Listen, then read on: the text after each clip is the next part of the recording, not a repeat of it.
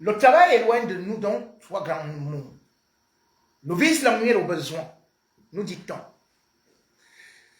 Mais cependant, travailler aujourd'hui, même quand on a de la volonté, même quand on veut respecter les consignes de Dieu que tu mangeras la chair de ton front, on peut marcher, courir, mais on ne trouve point d'emploi. Et d'ailleurs, j'ai vu la dernière fois des jeunes aller se masser devant Vision 1000 collines pour attendre une femme dont on ne connaissait pas la provenance et qui se faisait appeler la croqueuse de diamants. Oui, les diamants tombaient du ciel et aussi de l'argent. Mais on ne savait pas si c'était l'argent de Dieu ou c'était l'argent de Satan. Puis, elle a disparu de la circulation. Tout comme tous ces jeunes qui disaient que grâce à cet argent facile, ils allaient créer des emplois. On ne sait pas ce que cela est devenu. On a aussi vu dernièrement à la radio de Cyril Bojico, des jeunes allaient s'amasser devant un DG de banque pour donner les CV. Et pour tout simplement un accord pour aller faire un stage, l'information a été relayée dans tous les réseaux sociaux. Oui, c'était un exploit. Et il a été félicité. Tout comme aussi la jeune fille. En disant, il faut vraiment commencer à marcher avec vos CV. On ne sait jamais. Même dans une boîte de nuit, vous pouvez trouver votre chance. Allez, vous tendez votre CV. Même si vous êtes endormi, ayez votre CV à côté de vous. Parce que ça peut arriver à tout moment. Partout où vous irez, même au deuil, ayez votre CV. Ah oui, c'est dire que c'est difficile aujourd'hui de trouver un emploi au Cameroun, où pourtant on fait le 1er mai, la fête du travail. Que devrait-on fêter lorsque on sait que 74% de la population active est dans le chômage? Et quand on parle de la création des emplois, c'est dans le secteur informel qui aujourd'hui draine 90%, je dis bien 90% des personnes supposées travailler au Cameroun. Et pour quel salaire? Puisque c'est la débrouillardise. Rien n'est sûr. Tout est précaire. Et même quand on est fonctionnaire, c'est pour quel salaire? Salaire de misère, puisque même en tant que locataire, on tremble de voir le propriétaire débarquer parce qu'on n'a pas payé la maison. Les charges, impossible de les régler. L'école, c'est encore beaucoup plus compliqué. Manger du manioc et même, tout simplement, ces dérivés tels que le tapioca, c'est devenu un véritable exploit. Oui, manger 3 fois par jour relève d'un véritable parcours de combattant. Ce n'est pas donné à n'importe qui. On croupit de faim. Dans un pays pourtant, dit-on, béni de Dieu. La fête du travail permet donc justement de revoir la politique de l'État. Et pour cela, vous aurez toujours le ministre du Travail, le seul qui travaille et qui n'a jamais rien travaillé, qui ne vous présentera jamais son bilan, mais qui pourtant est là depuis des décennies et des décennies. Grégoire Ouna. Qu'est-ce qu'il vous dira? Ah! Que le SMIC est passé de 36 000 à 42 000 francs CFA, c'est largement suffisant. Mais lui, son vin qu'il boit chaque jour, qu'il prend, rien que pour son repas, c'est 50 000. Mais il vous demande de vivre, pour vous qui travaillez, du 1er au 31, avec 41 000. Vous devez payer votre loyer, vous devez payer la scolarité, vous devez payer les frais de santé, vous devez payer, bien évidemment, le transport, parce que vous devez prendre le taxi pour aller travailler. Vous devez économiser. Vous devez aussi savoir que vous devez aider des parents et des chômeurs qui n'ont pas de possibilité de travailler. À quoi bon organiser une fête de travail chaque année dans un pays où le chômage, la misère ne font qu'augmenter? Là, il n'y a jamais eu d'augmentation des salaires. Ah oui, ils ont dit 5%, mais avec une inflation de 30%. Ailleurs, il faut voir les salaires. Pourtant, on utilise le même franc CFA. La crise économique est arrivée. Et bien sûr, les réductions des salaires avec les redressements, sans pour autant oublier le plan de réajustement, d'ajustement et de réajustement structurel qui n'ont jamais rien permis aux populations d'augmenter, d'améliorer leur niveau de vie. On survit. On est des morts vivants. Et c'est d'ailleurs pour cela que, pendant le défilé du 1er mai, on a vu, oui, des gens défiler avec le cercueil à Bangui. Oui, à Bangui. Quelqu'un a reçu l'autorisation du sous-préfet, du préfet et de toutes les autorités de défiler avec le cercueil pour la fête du travail. Donc ces employés ont pris un cercueil. Ils ont mis quelqu'un dedans, vivant, pour défiler à Bangui, au Cameroun.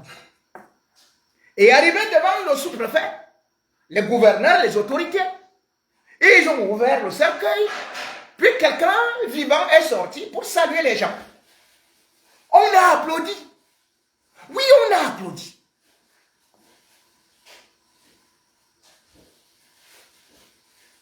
Qu'un cadavre a défilé. Qu'un vendeur de cercueil a défilé. Et d'ailleurs, à côté, on a vu quelqu'un d'autre faire soit de la comédie, soit une tragicomédie, une comédie-tragédie. Ou bien évidemment, lui, il disait qu'il vendait des cercueils de troisième main. Et là, c'est terrible. Les cercueils de troisième main, on se demande, il est parti les déterrer où? Puisque pour vendre un cercueil de troisième main, il faut bien qu'il y ait eu un premier cadavre, puis un deuxième cadavre. À peu près comme les véhicules de troisième main. Mais ce n'est pas impossible au Cameroun, on peut rigoler. Mais c'est la réalité également. Dans la mesure où l'un des grands emplois aujourd'hui au Cameroun, c'est le trafic d'ossements humains. On va, on déterre, on prend des crânes, on prend des fémurs, on prend tout, on mélange des dents et on va vendre aux marabouts, on va vendre aux ministres, on va vendre aux grands, on va vendre à ceux qui veulent toujours rester au gouvernement. Voilà les emplois des jeunes. Quand ils n'ont pas la machette pour devenir tout simplement des braqueurs, des microbes, quand ils ne sont pas tout simplement là, Ben Skinner ou vendeurs d'eau, quel est donc l'espoir? Le désespoir est tel que les autorités préfèrent afficher cette jeunesse qui peut être parfois en détresse. Cette jeunesse qui n'a plus à rêver. Et pourtant, il y a des Camerounais qui ont des potentialités pour réussir, que l'État peut accompagner. Mais quand ils arrivent au pays, même après avoir étudié à l'étranger, où ils ont été majors, premiers, là ils sont recherchés, là ils ont la notoriété internationale, arriver chez eux au pays, dans leur pays, le Cameroun, on les boue. On n'en veut pas. Mais cependant, on va vous réciter la même chanson creuse, à savoir que le Cameroun vise l'émergence en 2035. Et là, vous vous posez des questions, mais comment est-ce qu'on fera? On prendra le raccourci. On fera comment pour arriver à l'émergence? Lorsque le secteur industriel, aucun secteur, même agricole, ne fonctionne. Bien plus, on vous dit qu'on va créer des emplois, qu'on va créer des industries, qu'on va appeler des personnes de venir s'installer, qu'on va faire que ceci et cela. Le Cameroun a des opportunités. Problème. Tout cela, c'est dans l'obscurité. Il n'y a pas d'électricité. Comment est-ce qu'une entreprise peut tourner dans le noir? Impossible donc. Et pourtant, des Camerounais sont des génies dans ce qu'on peut appeler l'énergie, y compris même l'énergie nucléaire, l'énergie atomique, ce qui est aujourd'hui à la mode. Des grands cerveaux camerounais, qui d'ailleurs ont été primés et se retrouvent dans des équipes de prix Nobel, sont arrivés au Cameroun pour proposer leur savoir-faire. Ont-ils été écoutés? Ont-ils été pris avec sérieux? Bien au contraire, ils ont été chassés. Et ceux-là, généralement, sont obligés d'aller ailleurs, là où ils sont sollicités, là où ils sont honorés. Voici par exemple l'exemple d'un Camerounais. C'est cette jeunesse camerounaise que nous perdons. C'est cette jeunesse qui excelle à l'étranger. C'est cette jeunesse qui crée. C'est cette jeunesse qui peut sortir le pays du noir. C'est cette jeunesse qui peut favoriser des emplois. Mais malheureusement, quand ça arrive au Cameroun, quand ils arrivent au Cameroun, ils sont chassés et ils vont à l'étranger.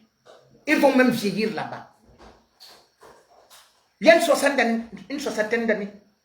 Oui, il avait encore un jeune petit âge là. C'était un génie. Mais qu'a-t-on fait de lui? Parce que justement, il sortait de ce moule où on reconnaît les vrais scientifiques.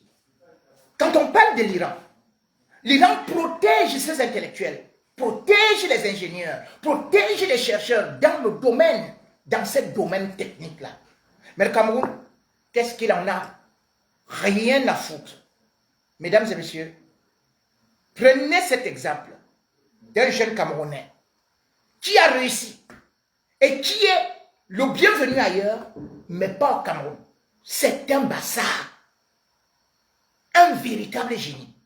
Dans le plan nucléaire, qui aurait pu aider le Cameroun au lieu de passer le temps à dire que oh, on fait le barrage et ceci, oh, on va déjà prendre les plaques à tel ou tel endroit de la Chine, oh, on va déjà prendre ceci et cela, Chantal Biya va offrir ceci et cela avec telle ou telle fausse société où on sort des milliards. Regardez ce papier, ce reportage très intéressant d'un jeune Camerounais, lui-même talentueux, qui présente cet autre Camerounais qui aurait pu, à lui seul, sortir de notre pays du noir. À lui seul, il aurait dû offrir des emplois. À lui seul, il aurait fait de l'Afrique centrale une terre de lumière et même nucléaire. Ndjok, c'est son nom. Ndjok naît le 22 avril 1963 à Douala dans une famille Bassa. Son père, Ndjok Thomas, agent communal, pas d'héritage, pas de réseau, une famille populaire du Cameroun des années 60. Très tôt, il monte une affinité avec les sciences dures. On parle là donc de physique, de mathématiques. Quand il va finir le lycée, il part pour la France. Pas pour faire du droit, pas pour faire du commerce, pour faire de la physique. Et pour ça, il lui faut le centre nerveux de la discipline. 1988, à 25 ans, il entre à l'Institut Polytechnique de Grenoble, le cœur scientifique du nucléaire français. Il décroche un master en génie électrique à Nancy. En 1988, il sort diplômé de l'École nationale supérieure de physique de Grenoble et il continue. Il s'inscrit à l'Institut national des sciences et des techniques nucléaires, l'une des institutions les plus prestigieuses au monde pour la formation d'ingénieurs nucléaires. En 1992, il obtient sa spécialisation de docteur-ingénieur en génie nucléaire. À 29 ans, il est docteur de l'école qui forme les ingénieurs d'EDF, de Framatome, d'Areva, un diplôme si prestigieux que les portes de l'industrie française s'ouvrent immédiatement. Alors, dès 1982, il est recruté au commissariat à l'énergie atomique comme ingénieur de recherche. Sa mission est de développer le simulateur des réacteurs P4 d'EDF, des machines de 1300 MW. Ce sont des outils qui permettent aux opérateurs de s'entraîner sans toucher au réacteur réel. Alors, l'erreur ici se compte en millisecondes et se paie en vies humaines. Pendant 6 ans, il est au cœur donc de la machine française et comprend les logiques industrielles, les protocoles de sécurité, les architectures de programmes nucléaires complètement. Alors, fort de cette expertise, il est prêt pour l'échelon mondial. En 1998, il quitte la France et rejoint l'Agence internationale de l'énergie atomique à Vienne. Et là-bas, à Vienne, il commence comme chef de projet. Il finira haut responsable de l'AIEA, l'institution des Nations Unies qui supervise le nucléaire civil dans le monde entier. Elle certifie des programmes, empêche la prolifération des armes, accompagne les pays qui veulent entrer dans l'énergie nucléaire. Donc, pour un ingénieur, y travailler, c'est atteindre le sommet mondial. Konjok va y rester 17 ans et dès son arrivée, il va changer la donne sur plusieurs fronts. Son premier dossier n'est pas le nucléaire civil, c'est la médecine nucléaire, la radiothérapie, le traitement du cancer. Et en Afrique, au début des années 2000, il n'y a presque pas de centre de radiothérapie. Des millions de personnes meurent d'un cancer qui aurait pu être traité.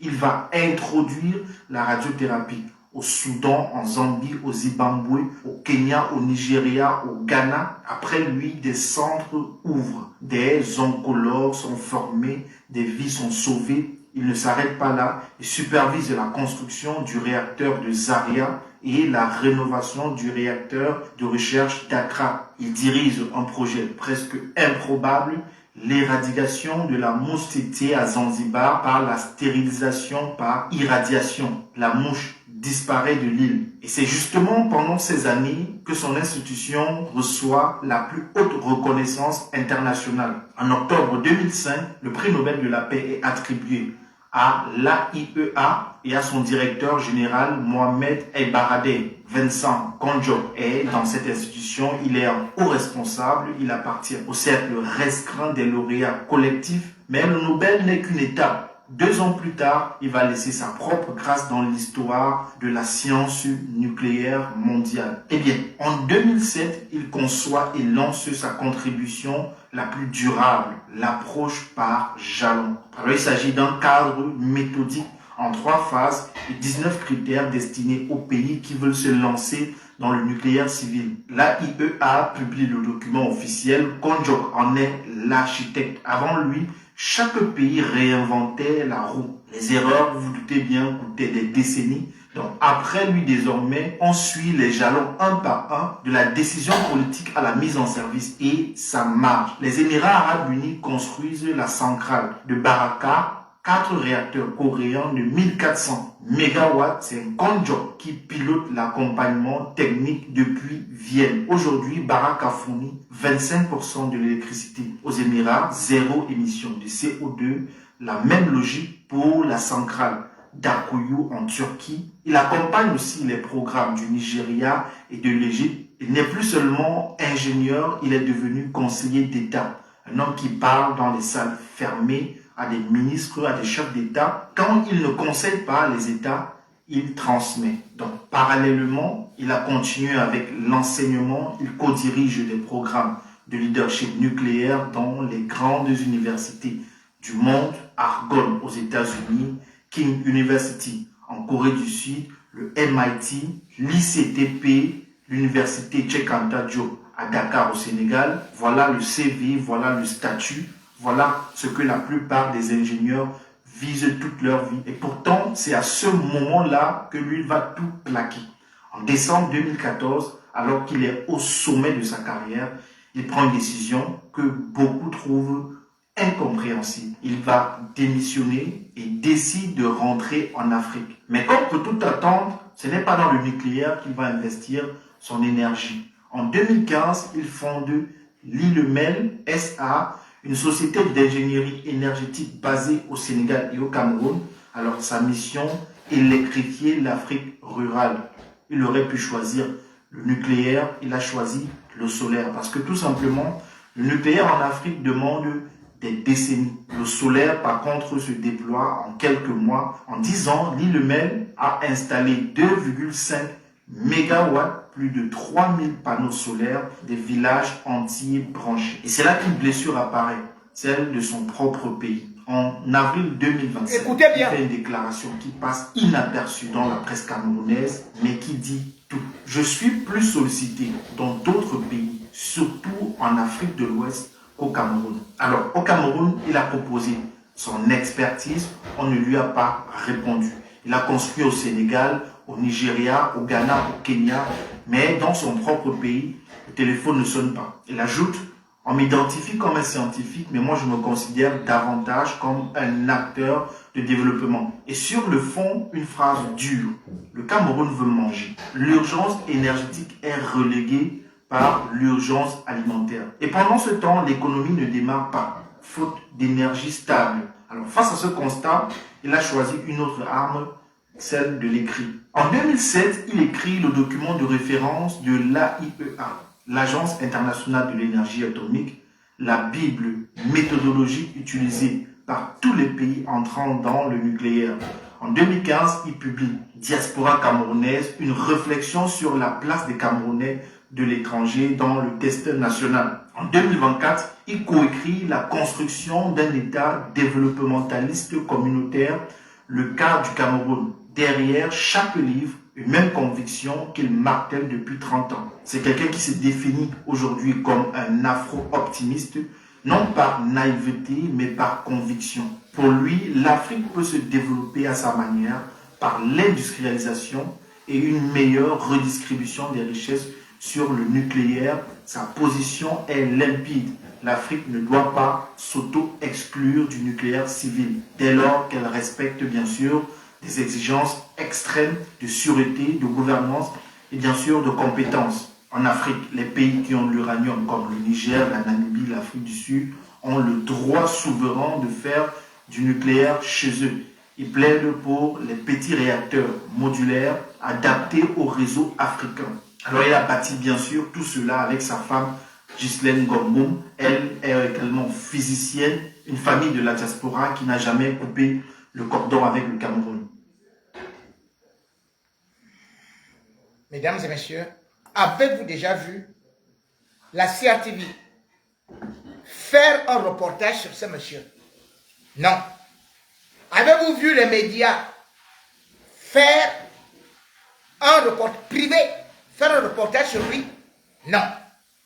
Avez-vous déjà appris que notre gouvernement qui cherche des solutions pour les emplois des jeunes, pour l'énergie, qui va signer avec des sociétés pour venir construire des barrages qui n'ont jamais marché, qu'il a été reçu?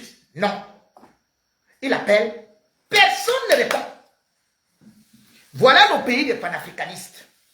Quand vous êtes Camerounais, on vous chasse. Votre projet ne sert à rien.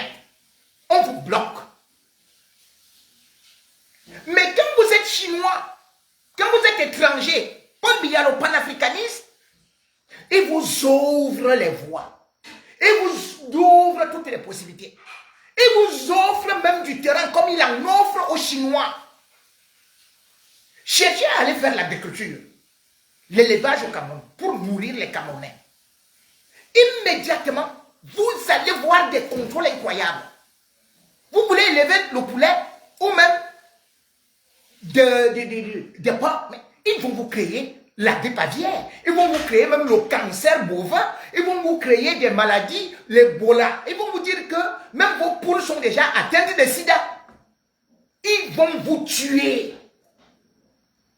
Ils préfèrent voir les Camerounais rester affamés, ne pas travailler, misérer. Et ils offrent tout aux étrangers. Dites-moi, ce monsieur est un diamant pour l'Afrique. Comment dans son pays. C'est de la même façon que les Justin, à l'époque, Ndjolea avait été chassé du Cameroun. Un diplomate, c'est celui qui a créé le football professionnel en France. Il a voulu aller installer ça au Cameroun. On l'a chassé. On lui a dit, qu'est-ce que tu viens faire là? Résultat, aujourd'hui, vous voyez tous les jeunes footballeurs camerounais, nous partons les chercher à l'étranger. Ils ont les doubles nationalités. Oh, bon. On est content. Regardez tous nos footballeurs. Ils sont formés à l'étranger. Alors que Ndjolea qui a créé le professionnalisme ici, les Européens ont profité.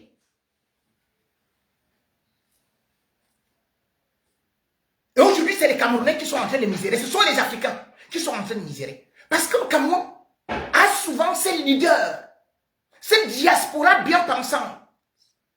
Mais que nos dirigeants présentent comme des voyous, des sans-papiers, des casseurs. Et qu'est-ce que les autres font aujourd'hui? Vous avez vu que c'est le Nigeria qui les utilise. Vous allez voir les Achille Bembe aller enseigner en Afrique du Sud. Vous allez voir que Kagame utilise les ingénieurs camerounais. Vous allez voir des Camerounais à la NASA. Vous allez trouver des Camerounais dans les écoles les plus prestigieuses. Voilà les gens qui sont plongés dans l'obscurité. Ils préfèrent courir derrière EDF qui va marcher et tout. Un barrage ne fonctionne même pas. Mais ils donnent quand même 10 milliards. Ils versent 10 milliards à la France pour un barrage qui ne fonctionne pas. Vous avez le soleil. Vous avez tout. Et vous avez les cerveaux. Vous refusez de les utiliser. Vous refusez les gens qui sont capables de venir créer des emplois. Quand quelqu'un vient créer un emploi au Cameroun, quand quelqu'un vient créer un hôtel, quand quelqu'un vient créer une société, ou quand quelqu'un vient faire l'import-export, on le bloque. On vient avec les impôts. Le matin, la police passe. Ensuite, la gendarmerie. Après, c'est la douane. Après, c'est la mairie. Après, encore le... Ce n'est pas possible. Ce n'est pas possible. Et le taux de chômage ne fait qu'augmenter. La famine ne fait que s'installer. Aujourd'hui, on est en train d'organiser les fêtes du travail. La seule industrie qui marche, la seule activité qui marche au Cameroun, c'est quoi? C'est la boisson. C'est la boisson. Avec les brasseries du Cameroun, qui en fait ne sont pas les brasseries du Cameroun, puisque c'est une entreprise française. Vous allez voir Guinness, ce sont les entreprises étrangères. Notre argent ne fait que partir. Et même pour employer des Camerounais, c'est très compliqué. Voilà des domaines où le Cameroun pouvait mettre une main-d'œuvre abondante. Distribuer l'énergie à travers... Et vous avez suivi comment est-ce qu'il y a la liaison entre, par exemple, le nucléaire, l'énergie et l'alimentaire.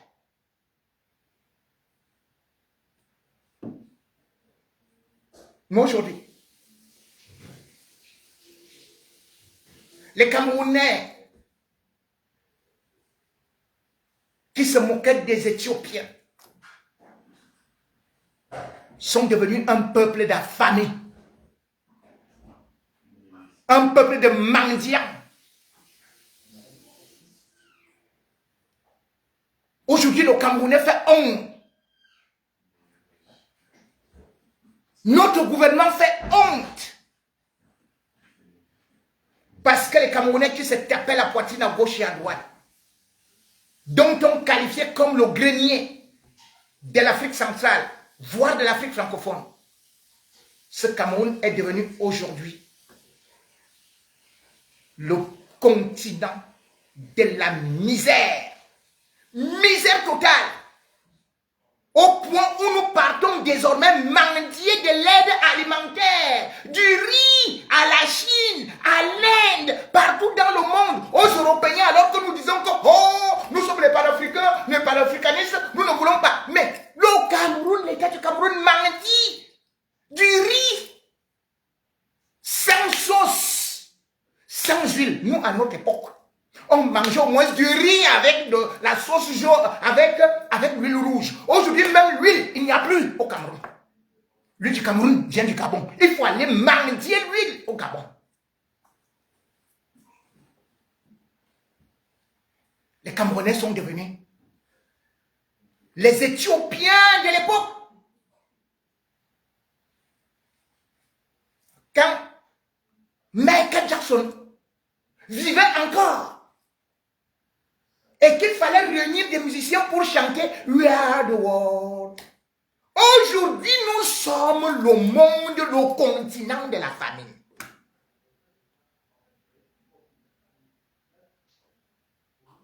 Honte à ces régimes qui a détruit même notre dignité, notre honorabilité, qui a affamé son peuple.